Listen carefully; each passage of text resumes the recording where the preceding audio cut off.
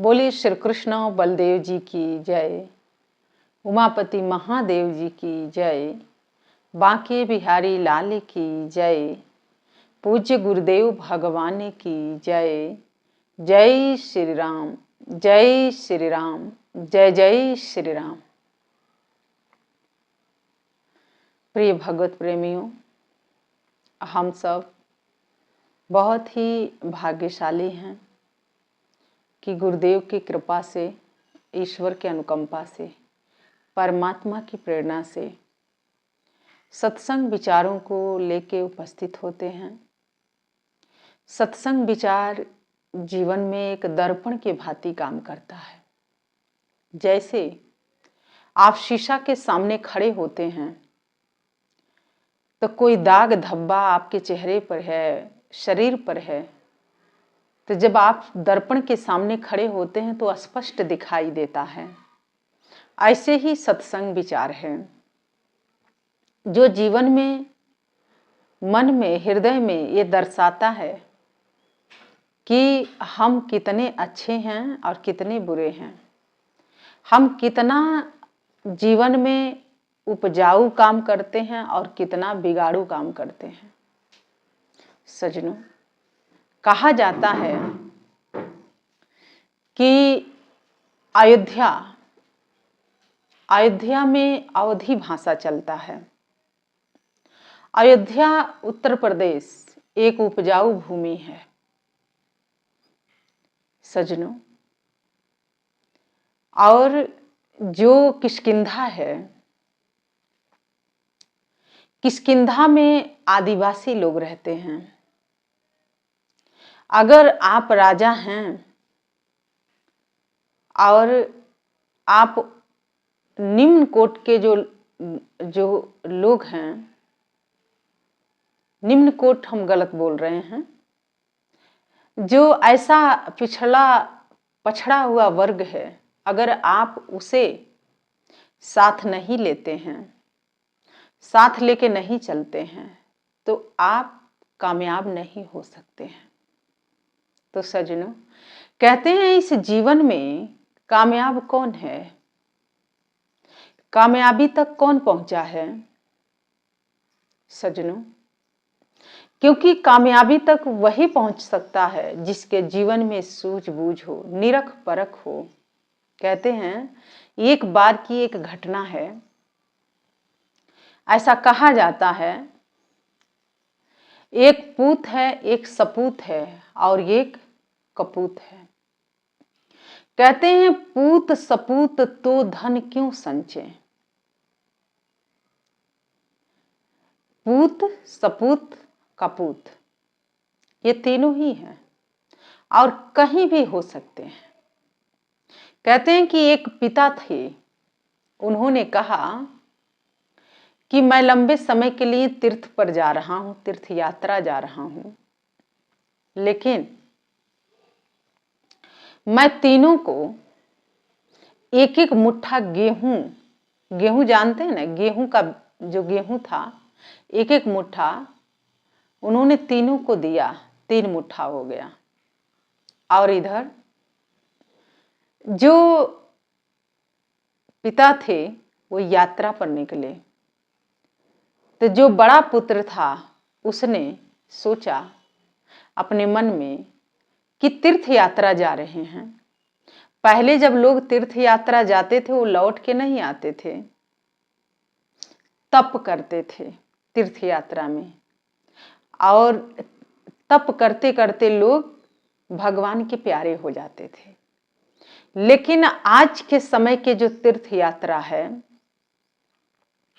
वो एक ऐसा बन गया है कि आज आप जाते हैं, कल वापस आ जाते हैं। तप नहीं भाता है, तपस्या नहीं भाती है। लोग वहां पर भी जाके पिकनिक मनाते हैं, वहां पर भी शोशाबाजी चलता है। तो सज्जनों, आज के तीर्थ स्थानों पर लोग ऐसा करते हैं। और उसके उपरांत जो दूसरा पुत्र था उसने लिया, तो उसने सोचा कि चलो मैं इसे कपड़ा में, पोटली में बांध के संभाल देता हूं, पिता का दिया हुआ ये गेहूं है, इससे तो इतना से तो कुछ होगा नहीं, लेकिन मैं संभाल के रखता हूं। लेकिन जो बड़ा वाला था उसने क्या किया, फेंक दिया उसी समय। लेकिन जो छोटा पुत्र था उसने उस गेहूं को लिया और घर के पीछे जगह था, 1 कट्ठा जगह रहा होगा, 1 मुट्ठा गेहूं जो था उसी में उसने छिड़क दिया, छींट दिया। जब सीजन आया गेहूं के तो 1 मुट्ठा गेहूं काफी 1 बोरा हो गया। फिर उसने उस गेहूं को संभाला, फिर रखा, फिर गेहूं का सीजन आया, फिर उसने 1 बोरा गेहूं बोया। तो वो 1 बोरा जो गेहूं था वो कम से कम 50 बोरा गेहूं हुआ। खेती उसके पास ज्यादा थी। फिर उसने उस 50 बोरी गेहूं को उसने बोया तो 1000 बोरी गेहूं तैयार हुआ। सजनों, उसने एक गोदाम तैयार किया, गोदाम के अंदर वो गेहूं रख दिया। इधर जो पिता है वो भ्रमण करके आते हैं तीर्थ यात्रा से। अब जब तीर्थ यात्रा से आए तो सबने उनका बड़ा सत्कार किया, आदर सम्मान किया। बहुओं ने जलपान कराया, भोजन कराया। उसके बाद सब कुछ करने के बाद उन्होंने कहा कि हे पुत्र, तुमने जो मैं 1 मुट्ठा गेहूं दिया था वो गेहूं कहाँ है? तो जो पहला पुत्र था उसने कहा कि वो तो मैंने उसी समय फेंक दिया था। पिता को बड़ा आश्चर्य हुआ कि फेंक दिए, पर पिता ने कुछ कहा नहीं। दूसरे पुत्र को बुलाया और पूछा कि गेहूं कहाँ है जो मैंने तुम्हें दिया था 3 साल पहले? उस पोटली ले आया और उसने दे दिया। गेहूं उतना का उतना ही था। पिता को संतोष हुआ कि चलो कम से कम सुरक्षित तो रखा था। फिर तीसरे संतान को बुलाया और उसने कहा कि ये बताओ कि तुमने उस गेहूं को क्या किया? तो उसने कहा कि पिताश्री आप मेरे पास चलिए, क्योंकि मैं उस गेहूं को ला नहीं सकता हूं।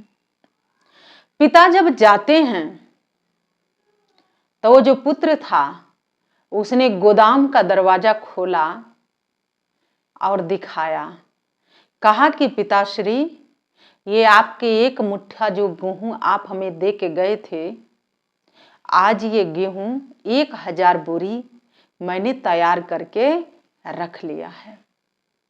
सजनों, पिता ने जब देखा तो बहुत प्रसन्न हुआ। सजनों, वो दिया था, देने का मतलब जानते हैं? कहते हैं पूत कपूत तो धन क्यों संचे, और पूत सपूत तो धन क्यों संचे।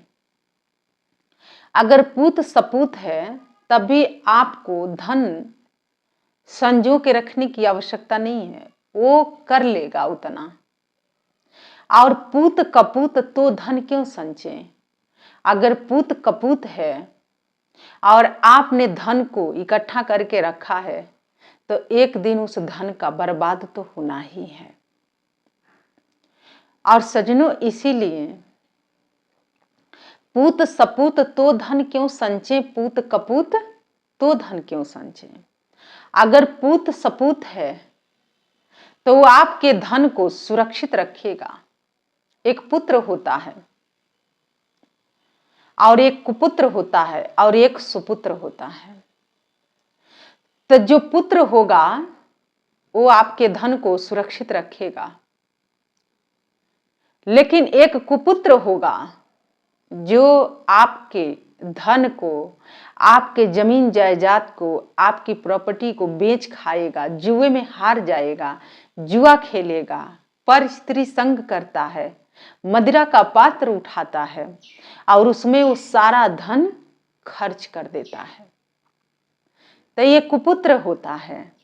जो जुए के पत्ते फेंकते हैं, जुआ खेलते हैं। आजकल तो शेयर मार्केट चल रहा है, इतना पैसा शेयर मार्केट में लगा, एक तरीके का जुआ ही है। आया तो आया, नहीं तो चला गया, और लोग डिप्रेशन, सदमे में चले जाते हैं। तो सज्जनों, ये भी एक किस्म का जुआ है। तो जो कुपुत्र होता है वो धन का अर्जन नहीं करता है, धन का विनाश कर देता है, बेच खाता है, उड़ा देता है। एक सुपुत्र होता है, वो पिता का दिया हुआ से भी ज्यादा वो कर देता है, उससे भी बढ़ा देता है, और वो कई गुना बढ़ा देता है। उससे उसके पूर्वज भी खुश होते हैं, पिता भी संतुष्ट होता है। और सज्जनों, पिता तो थोड़ा सा दिया था, लेकिन ये 3 प्रकार के संतान आपके जीवन में आती हैं।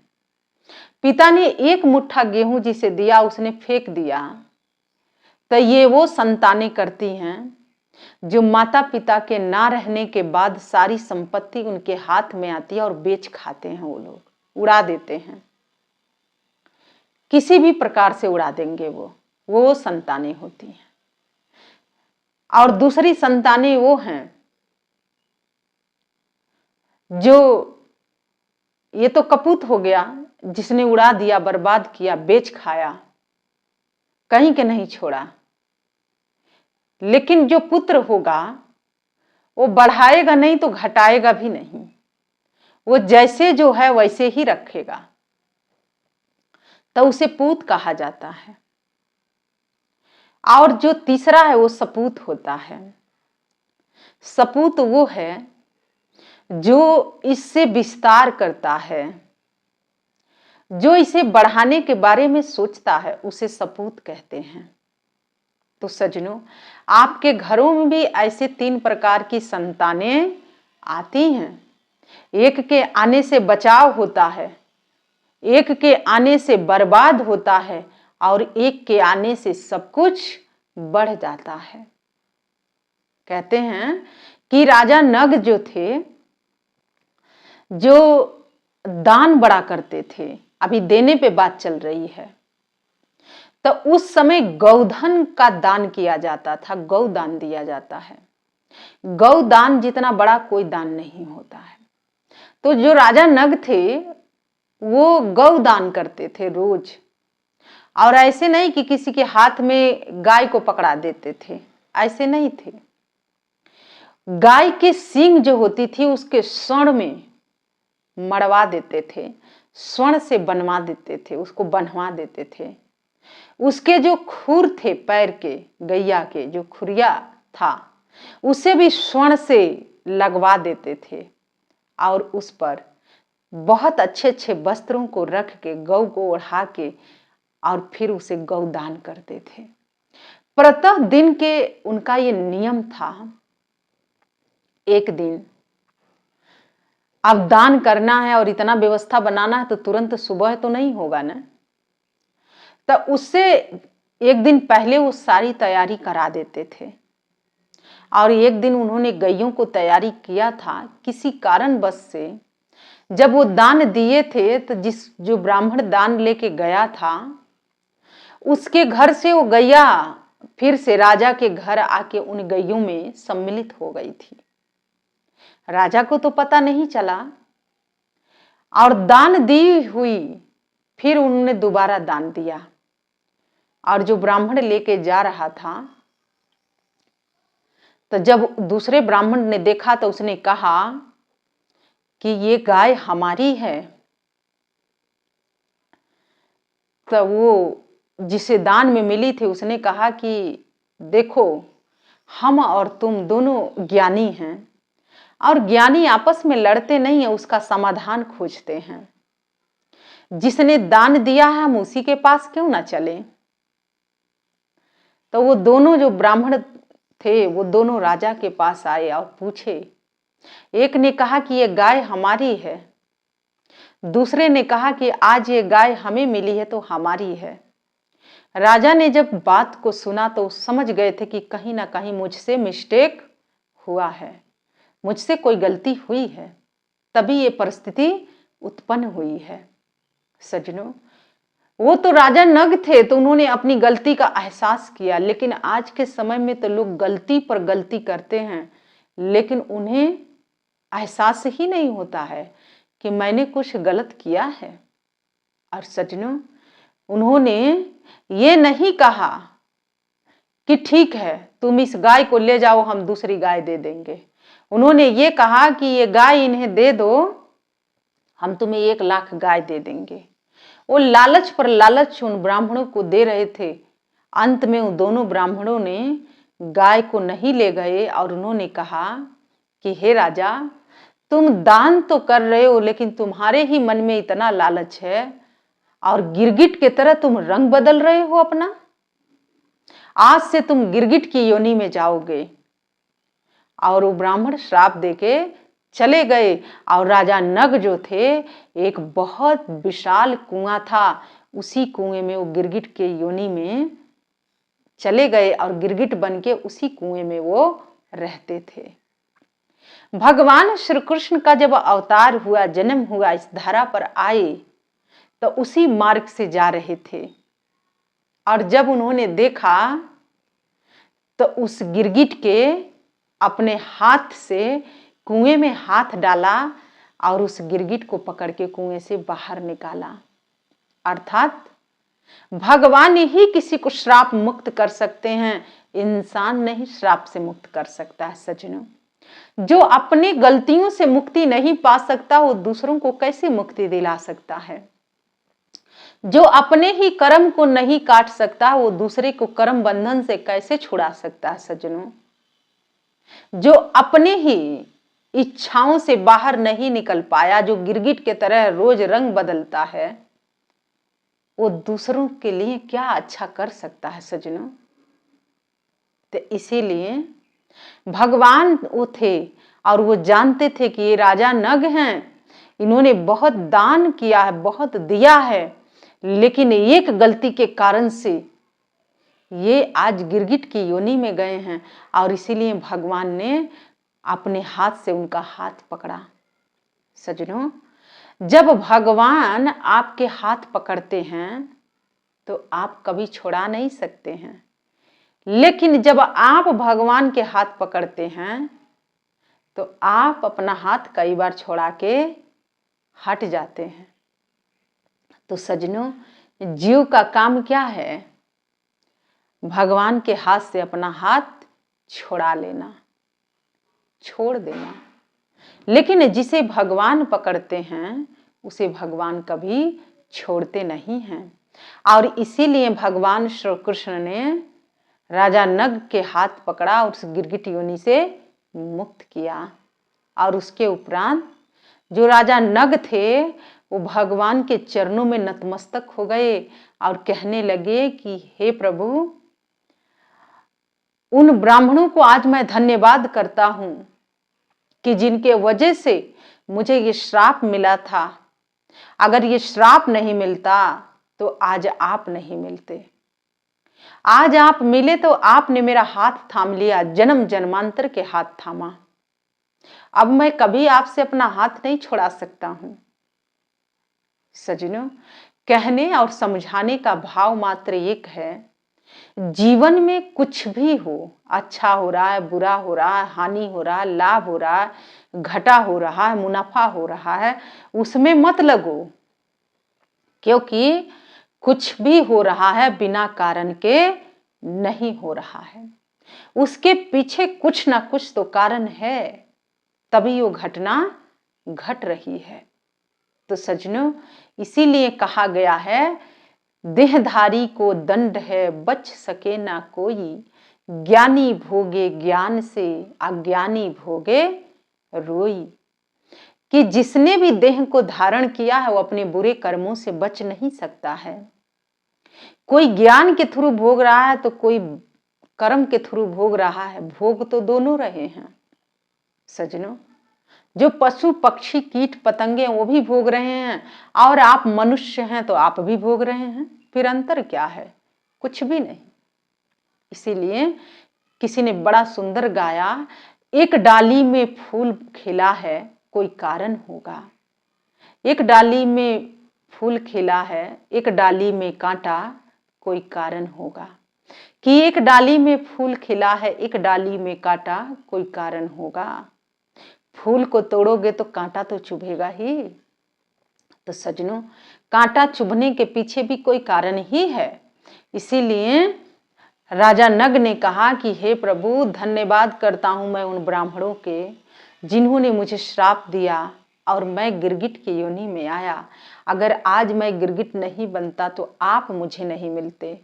तो सजनों, इसीलिए जीवन में कुछ भी हो रहा है आपके भले के लिए हो रहा है, आपके अच्छे के लिए हो रहा है। इसीलिए आप अच्छे बुरे, हानि, लाभ, घाटा, मुनाफा में मत लगिए। आप ये देखिए कि किस कारण से हो रहा है, वो कारण समझिए। तो सजनों, इसीलिए जरूरत है कि हम समझें, जानें, क्योंकि भगवान ने आपको इस संसार में भेजा है। भगवान ही वो जगत पिता है और हम सब उसकी संतानें हैं। जो मैंने अभी आपको पीछे कथा सुनाई थी, जो टॉपिक चल रहा था, मैं फिर उसी टॉपिक पे आ गई हूँ।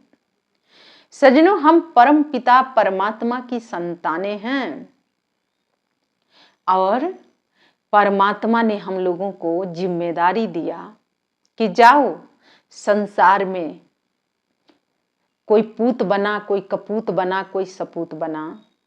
जैसे पिता ने एक मुट्ठी गेहूं तीनों को दिया, 3 मुट्ठी, ऐसे ही भगवान ने हमें संसार में भेजा है सत्कर्मों को लेके कि जाओ इसे बढ़ाना, इसे बांटना, इसे बोना और इसे कई गुना कर लेना। तो सजनों, यहाँ आने के बाद कुछ लोग तो अपने कर्मों पर ध्यान ही नहीं देते हैं। जो हो रहा ठीक है, छोड़ दो, कोई बात नहीं। लेकिन कुछ लोग हैं जो न पाप करते हैं न पुण्य में ज्यादा लगे रहते हैं। ठीक ठीक है, बचाव उनका होता रहता है। लेकिन एक श्रेणी के जो व्यक्ति है, जो तीसरा है, वो अपने अच्छे कार्य को दिन प्रतिदिन, दिन रात चौगुना करके वो बढ़ा रहा है। जितना ज्यादा से ज्यादा आप सत्कर्म करेंगे, जितना ज्यादा से ज्यादा आप अच्छे कर्म करेंगे, उतना ही आपकी कीर्ति इस संसार में फैल जाएगी। आपको फैलाने की आवश्यकता नहीं है, आपको किसी को बताने की जरूरत नहीं है। आप सत्कर्म करिए, अच्छे कार्य करिए, आपकी कीर्ति स्वतः ही फैल जाएगी। इसीलिए सजनों, भगवान की हम संतानें थीं और भगवान ने बहुत उम्मीद रखा है। आपको ये नर्तन दिया, मनुष्य का तन दिया। इस तन से जुआ जुआड़ी खेल के शराबी कबाबी इस तन को मत बना लो। ऐसे मत फेंक दो इस शरीर को। ये शरीर मिला था कुछ करने के लिए। नहीं कुछ कर सकते हो तो बैलेंस में बना के तो रख सकते हो। तो सजनों, इसीलिए पूत सपूत तो धन क्यों संचे, पूत कपूत तो धन क्यों संचे। कि आपको कुछ भी संचित करके रखने की जरूरत नहीं है। आपको बस अपना सत्कर्म करना है, अपने आप बढ़ता ही जाएगा। तो सजनों, अच्छाई के बीज जब बोओगे तो कई गुना, कई टन होके आपके जीवन में आता है। लेकिन वहीं पर जब बुराई के बीज आप बोएंगे तो वो भी कई गुना होके आपके जीवन में लौट के आता है। तो सजनों, आपके हाथ में है, आप अच्छाई के रास्ता पर चलते हैं कि बुराई के रास्ता पर चलते हैं, ये सब आपके ऊपर है। तो इसीलिए हम सब लोग परमपिता परमात्मा की संतान हैं। और गोस्वामी तुलसीदास जी ने लिखा भी है कि ईश्वर अंश जीव अविनाशी, कि हम सब उस एकस के बारे, हम सब उस एक परमात्मा की संतान हैं। परमपिता परमात्मा से हम लोगों का विस्तार हुआ है और उसी में अंत में समा जाना है। और वही समा सकता है जो अपने जीवन में सत्कर्म करेगा, अच्छे कर्मों को करेगा।